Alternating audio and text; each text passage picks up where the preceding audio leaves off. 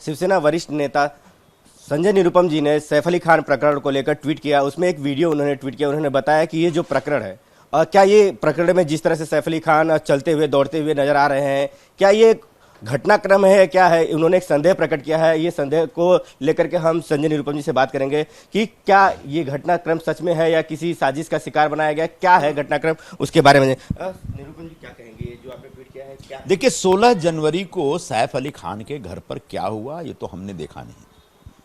सबसे पहले डॉक्टरों की तरफ से एक जानकारी आती है कि सैफ अली खान के ऊपर जानलेवा हमला हुआ था और उनके पीठ में 2.5 इंच का चाकू घुस गया था।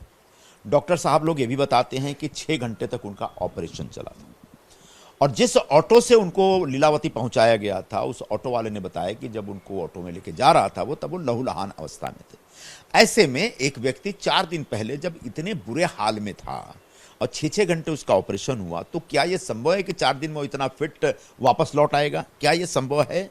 हो सकता है मेडिकली संभव हो, अब मुझे विश्वास नहीं हो रहा है इसलिए मैं अचंभित हूं इस पूरे उस वीडियो को देखने के बाद। इसलिए ये सवाल खड़ा किया। अब डॉक्टरों की जिम्मेदारी बनती है कि वो स्पष्ट करें। हो सकता है मेडिकल सेक्टर में इतनी तरक्की हो गई हो सकता है चूंकि सैफ अली खान एक बहुत बहुत फिजिकली फिट व्यक्ति हैं, जिम जाने वाले व्यक्ति हैं, उनकी इम्यूनिटी सिस्टम इतनी अच्छी होगी कि इतना फास्ट रिकवरी किया उन्होंने। जो भी है, इस बारे में लीलावती अस्पताल के डॉक्टरों के अलावा इस परिवार के तरफ से भी खुलासा आना चाहिए, क्योंकि जब उनके घर पर हमला हुआ और उन पर हमला हुआ तो पूरे देश में एक चिंता की लहर फैल गई थी। मुंबई के हाउसिंग सोसाइटी में रहने वाले लोग घबरा गए थे कि जब सैफ के घर में कोई चोर बदमाश घुस सकता है और हमला कर सकता है तो हम भी सुरक्षित नहीं हैं। अपोजिशन के लोगों ने इस प्रकार का वातावरण बना दिया कि मुंबई में कानून और व्यवस्था पूरी तरह से नष्ट हो चुकी है। गृह मंत्री और गृह मंत्रालय पूरी तरह से फेल हो चुका है। उन्होंने बताया कि महाराष्ट्र सरकार फेल हो गई, मुंबई पुलिस फेल हो गई है।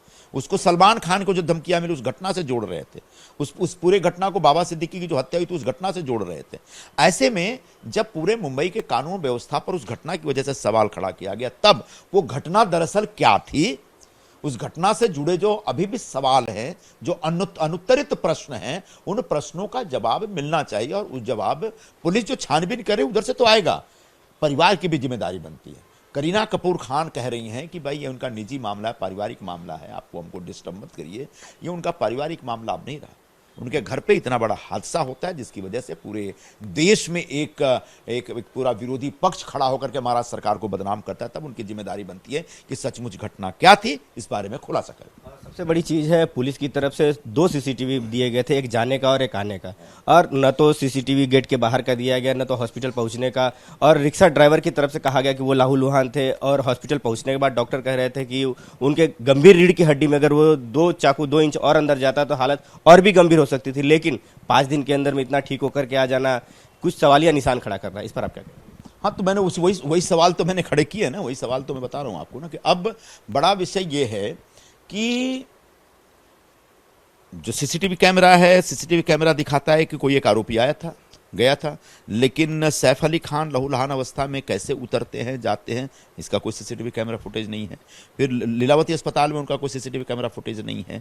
और सचमुच वो कितना घायल थे। अच्छा, चोर कैसा था भाई? वो चोर चोरी करने आता और हमला करके भाग जाता है। उसका मोटिव क्या था? वो चोरी करना मोटिव था या हमला करना मोटिव था? अगर हमला करना मोटिव था, उसका उद्देश्य सिर्फ हमला करना था, तो आधी रात को घर में घुस के क्यों हमला करेगा? फिर अभी विषय आया कि भाई उसने और बगैर टॉर्च के आया था, वो अंदर घुस के पहले लाइट जलाता है बाथरूम का, अब वो बाथरूम से आता है कि सीढ़ियों से जाता है। ये सारे बहुत सारे अनुत्तरित प्रश्न है, उसका जवाब मिलना चाहिए। सबसे बड़ी चीज है कि मुंबई पुलिस की तरफ से 3 आरोपियों को डिटेन किया गया। लास्ट में आखिरी बार बांग्लादेशी को अरेस्ट किया। मुंबई पुलिस के ऊपर भी सवालिया निशान खड़ा किया गया था। इस पर आप क्या कहेंगे? मुंबई पुलिस एक भयंकर दबाव में थी उस समय, और दबाव बड़ा वाजिब था कि एक सैफ अली खान जैसा हाई प्रोफाइल एक्टर उसके ऊपर जब हमला होता है और जब पूरा अपोजिशन लग जाता है कि कानून व्यवस्था नष्ट हो चुकी है, बर्बाद हो चुकी है, तब ऐसे में मुंबई पुलिस के पास जो भी उपलब्ध सबूत थे उसके आधार पर वो आरोपी तक पहुंचने की कोशिश करती है। और पहुंचते पहुंचते जिस आरोपी तक पहुंचे उसे पता चला कि ये था नहीं। उसके बाद किसी दूसरे को ढूंढते, फाइनली वो तीसरा जो आरोपी मिला है। मुंबई पुलिस ने अब तक जो इंफॉर्मेशन दी उस पर हमको विश्वास होता है कि बांग्लादेशी इसमें शामिल है, और बांग्लादेशी शामिल हो सकते हैं क्योंकि बांग्लादेशी बड़े पैमाने पर मुंबई में क्राइम की गतिविधियों में शामिल है। मुंबई में इस समय सबसे तेजी से अगर कोई काम हो रहा था, बांग्लादेशियों की धरपकड़ चालू है, मुंबई पुलिस पे सबसे ज्यादा ध्यान दे रही है। और इस केस में सबसे बड़ी चीज है कि आरोपी बांग्लादेशी निकल के आना एक बहुत बड़ी रणनीति समझ में आ रही है कि क्या प्री प्लान करके ये चीज को करवाया गया था कुछ।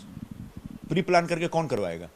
ये जो पॉलिटिक्स से रिलेटेड लोग हैं या जो बॉलीवुड से रिलेटेड लोग हैं, या क्योंकि हाईलाइट होने के लिए लोग कुछ भी कर सकते हैं, क्योंकि वो चीजें सामने नहीं आ पा रही है। मुझे नहीं लगता, ये आपका कॉन्स्पिरेसी थ्योरी मुझे समझ में नहीं आ रहा है। हाँ, ये बांग्लादेशी घुसपैठ एक बड़ी समस्या है हिंदुस्तान में, खासकर मुंबई और दिल्ली में। ऐसे बांग्लादेशियों के खिलाफ सख्त कार्रवाई की जानी चाहिए। बांग्लादेशी महज सिर्फ रोजी रोटी की तलाश में नहीं आते, बल्कि यहाँ बड़े पैमाने पर आपराधिक गतिविधियों में शामिल हैं। ऐसे अपराधी प्रवृत्ति के बांग्लादेशियों को तो कतई बर्दाश्त नहीं करना चाहिए। और मुंबई पुलिस की जिम्मेदारी बनती है कि 97-98 में जो सिलसिला रुका है उसको नए सिरे से शुरू करें और एक एक बांग्लादेशी को यहाँ से खदेड़ कर भगाएं। अभी तुम्हारा क्या रहेगा? संजय निरुपम से यहाँ हमसे बात किया, उनका कहना है कि इस मामले में करीना कपूर खान के परिवार को सामने आकर के जवाब देना चाहिए कि ये पूरा प्रकरण क्या था। वीडियो जर्नलिस्ट स्वप्निल चौहान के साथ Ram Kumar Gupta, news nation, Mumbai. News nation अब व्हाट्सएप पर खबरों के ताजा अपडेट के लिए न्यूज नेशन के इस QR कोड को स्कैन करें।